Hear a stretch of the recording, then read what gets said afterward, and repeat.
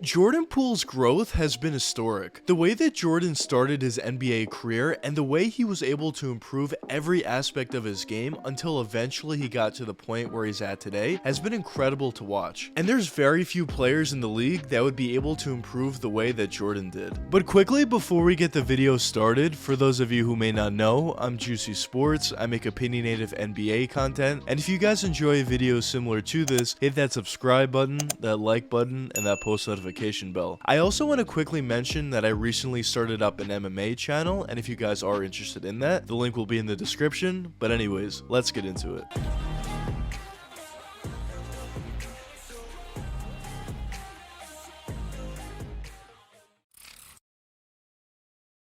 Jordan Poole was drafted with the number 28 overall selection in the 2019 NBA draft by the Golden State Warriors. And the expectation for Jordan going into the NBA was he had the potential to be a pretty good scorer in the NBA, but obviously nobody expected Jordan to get to the point where he's at today. And early on in Jordan's career, he wasn't necessarily anything all that special, as in his rookie season, he only averaged 8.8 points on 33% shooting from the field, 2.1 rebounds, and 2.4 assists. There certainly were some times where Jordan did flash his great scoring ability, and he did have certain stretches where he played extremely well offensively, but he wasn't necessarily showing anything all that crazy so far in his rookie season. But the great thing about Jordan is he went into the offseason and worked extremely hard on his offensive game and really just game as a whole, and going into his second season, although he didn't necessarily improve all that much, he certainly did make improvements across the board. As in his second season, he averaged 12 points per game on 43% shooting from the field, 1.8 rebounds, and 1.9 assists. And although Jordan certainly did make certain improvements, he once again didn't necessarily look all that impressive, but at the same time, of course, he was showing certain flashes in certain games and certain stretches of games. But obviously Jordan was still pretty young, and some people had certain expectations for him to potentially be a sixth man of the year type guy. And although he wasn't showing crazy progression, it was pretty nice to see that he was improving from year 1 to year 2. But in year 3, which is this season, that's where everything really changed for Jordan. Jordan brought his numbers up across the board and brought them up significantly too, averaging around 18 points per game on 44% shooting from the field, 3.4 rebounds, and 4 assists. And not only was Jordan putting up phenomenal numbers, he was also doing a great job at involving his teammates and scoring when he needed to, and overall just playing winning basketball. And there was also a bunch of different aspects of his offensive game that he added into his game or just improved significantly. And let's quickly take a look at his offensive game point by point to really describe how much better Jordan has gotten offensively. So starting with his 3-point jump shot, this is certainly an aspect of his game that saw a major improvement. Now at this point, Jordan has a really nice catch and shoot 3-point jump shot, as well as the ability to cross over, sidestep, or step back into a 3. He has a pretty nice pull-up 3-point jump shot, and on the season, Jordan shot around 37% from deep, which isn't necessarily phenomenal, but when you consider how many threes he does take per game and the level of difficulty of the 3-point jump shots that he does take at times, it kind of just shows how good of a 3-point shooter Jordan really is. But now talking about Jordan's mid-range shooting ability, this isn't necessarily an aspect of his game that he utilizes all that often, but it certainly is a pretty good aspect of his game. Of course, Jordan has a pretty nice pull-up mid-range jump shot, as well as the ability to catch and shoot from that mid-range, as well as sidestep, step back, or even cross over into a mid-range jump shot. He doesn't necessarily have a post turnaround fadeaway within his game, which is something that I mention a lot in my videos that I like to see from players, and that aspect could potentially make their offensive game that much more efficient and just that much better overall. But it doesn't seem like it affects Jordan all that much, as he still is a phenomenal and very diverse offensive scorer. But now talking about his driving and finishing ability, this is a phenomenal aspect of his game as well, as he does a phenomenal job at once driving all the way to the basket, at finishing around players with crafty layups with either his left or right hand, and also has the ability to finish through defenders and finish through contact for N1 finishes. Jordan is decently athletic as well, and definitely has the ability to posterize players from time to time, but it isn't necessarily something he utilizes all that often. But even besides that, Jordan also has a pretty nice floater in the paint, and overall just has a great touch around the basket. But even besides the incredible improvements that he has made in terms of his individual scoring ability, Jordan has also done a really nice job at improving his passing and playmaking ability as well. As of course, as I mentioned before, he is averaging a career high in terms of assists, averaging 4 assists per game, but even besides the numbers that he's putting up, it's just pretty clear that Jordan is doing a much better job at facilitating for the offense this season than he ever did in the past. At this point, I would say Jordan has a capability of running an NBA offense from time to time, and especially once he's getting doubled or triple teamed, Jordan does a really nice job at kicking out to wide open teammates for easy dunks or layups, or easy wide open catch and shoot 3-point jump shots. And especially when he's running the pick and roll or pick and pop, or just breaking the defense down in general, Jordan has a really nice knack at facilitating for others. And I would say at this point, after all the improvements that Jordan has made, he turned himself into a very, very good player. And honestly, I think I would expect by next season, Jordan Poole would be an all-star type guy. But probably the most impressive thing to me personally is the fact that Jordan is playing as well and maybe even better in the playoffs than he does during the regular season. And this is obviously extremely important for any player, but especially when you're talking about a young player, because of course the playoffs matter a lot more than the regular season. But when you're talking about a young player playing well in the playoffs, that just tells you more so than anything else that the moment isn't necessarily too big for them. And if that's the case, now you could potentially be talking about a very, very valuable player for you. Because there's a bunch of different players in the NBA that put up great numbers during the regular season, but once it comes down to the playoffs, the moment is a little too big for them and they don't necessarily play as well during the playoffs, and that kind of just makes a player like that a lot less valuable. But when you talk about a guy like Jordan Poole that plays pretty well during the regular season and also plays pretty well and maybe even a little bit better during the playoffs, now you're talking about a very, very valuable guy. And also when you consider how young Jordan Poole is and the fact that he is playing so well during the playoffs and even in the NBA Finals so far, although obviously he didn't have a great game 1, he did have a pretty good bounce back game 2, it kind of just shows you that not even the NBA Finals is too big of a moment for him. So as time progresses and as he gets more experience in the NBA and more confidence, just imagine how good this guy can get during the playoffs and potentially during the finals. And another reason why I think Jordan Poole is going to be such a good player going forward is kind of based upon how he started his career and the fact that he wasn't necessarily all that great right out of the gates and he really had to work on his game season after season in order to get to the point where he's at today. I just feel like that model is a lot more successful and a lot more sustainable than if it were the opposite, where he would come into the NBA as a very talented player and wouldn't necessarily need to work on his game all that much because of course he was already very talented and was already a pretty good player, because those kind of players play well early on into their careers but kind of fall off as time progresses. But I think the fact that Jordan started off the opposite is going to be a huge benefit to his career going forward. But we'll see what happens for Jordan Poole going forward. Of course, I personally think he's going to be a very, very good player going forward, and I personally think he has the capability, and honestly I think I may expect him to be an all-star type guy next season. But anyways, let me know what you guys think in the comments. Do you think Jordan Poole has the potential to be an all-star type guy going forward, or do you not think so? But anyways, I hope you guys enjoyed the video, and if you did enjoy it, check one of these 2 videos popping up now, and until the next time, peace out guys.